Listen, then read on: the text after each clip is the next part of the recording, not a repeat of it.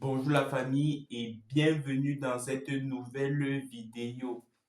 Aujourd'hui, je vais partager avec vous 5 conseils que doivent mettre en pratique les étudiants pour économiser au maximum leur argent.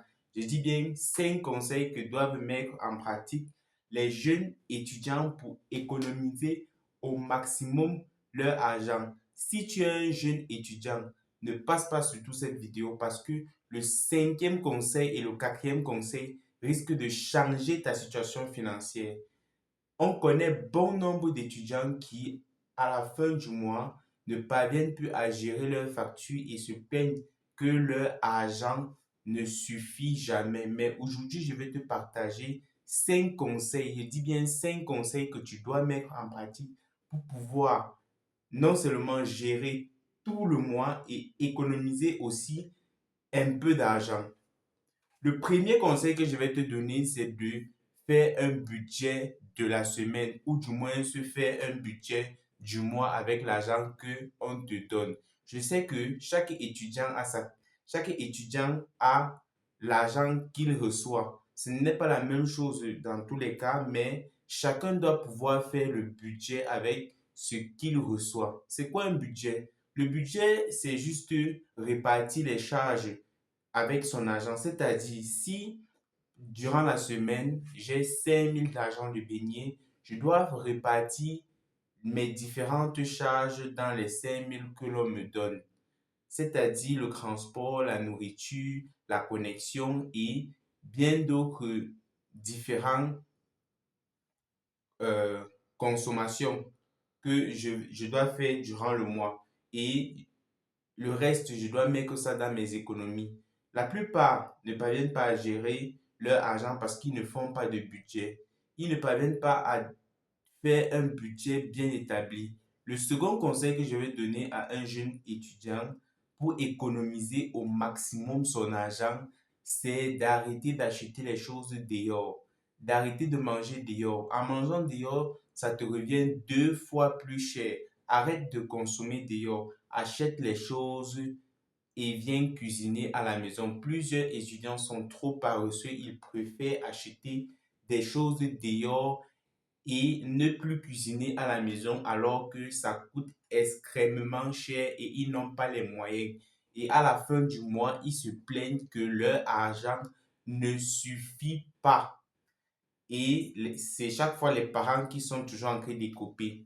Sache que je n'ai pas un problème avec les étudiants, je dis juste ce que moi j'applique pour pouvoir gérer mes finances.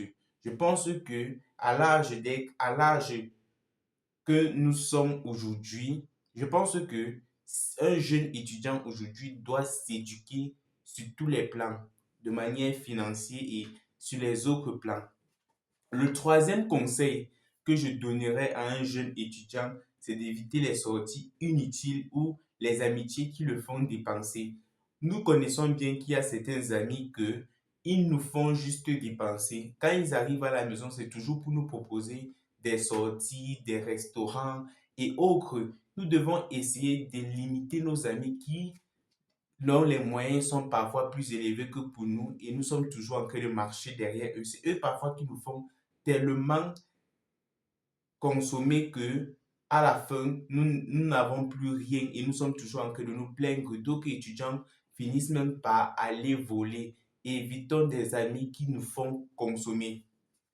Comme je t'ai dit, le quatrième secret, c'est un bijou. Le quatrième secret, c'est un joyeux. Je t'ai dit que si tu arrives à cette partie de la vidéo, je vais te partager ce quatrième secret. Et je pense bien que le quatrième secret peut changer ta manière de voir l'argent. Sache d'abord que la manière de voir l'argent pour un riche, l'argent est fait pour être multiplié. C'est-à-dire que si toi, tu reçois par exemple ton argent de beignet et qu'il y a une petite activité dans laquelle tu peux développer, je te prie et je te dis même que c'est la bonne initiative de développer ton argent. Mais le quatrième conseil que je vais te donner, c'est essayer d'acheter les choses à bas coût, c'est-à-dire la connexion et autres transports ne soit pas très facile. Discute les prix, discute les tarifs, discute pour pouvoir réduire les coûts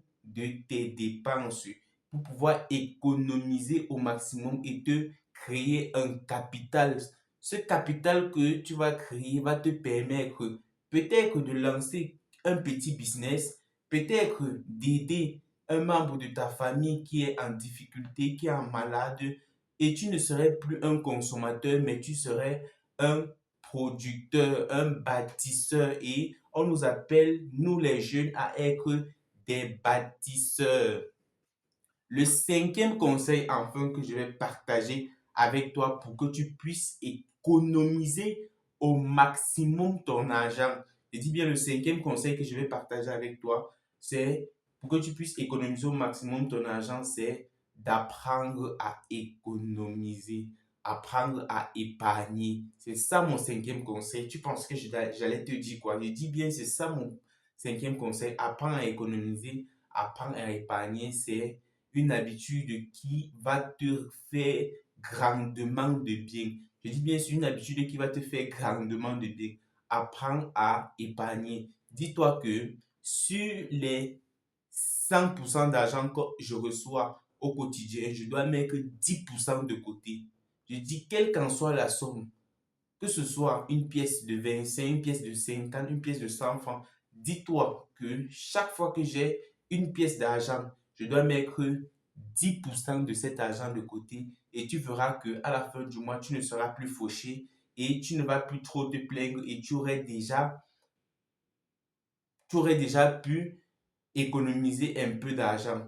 Je pense que cette vidéo-ci est une masterclass. Je ne pense pas que tu dois la laisser juste pour toi. Je pense que tu dois la partager à ceux qui sont autour de toi pour qu'ils puissent aussi avoir ces différents conseils et ne plus être fauché à la fin du mois. Si tu le veux, tu t'abonnes, tu likes et tu écris en commentaire, je veux économiser mon argent et tu partages la vidéo à tous tes frères et sœurs, toutes les personnes que tu connais et tous les jeunes pour qu'on puisse sensibiliser les jeunes sur comment économiser au maximum leur argent.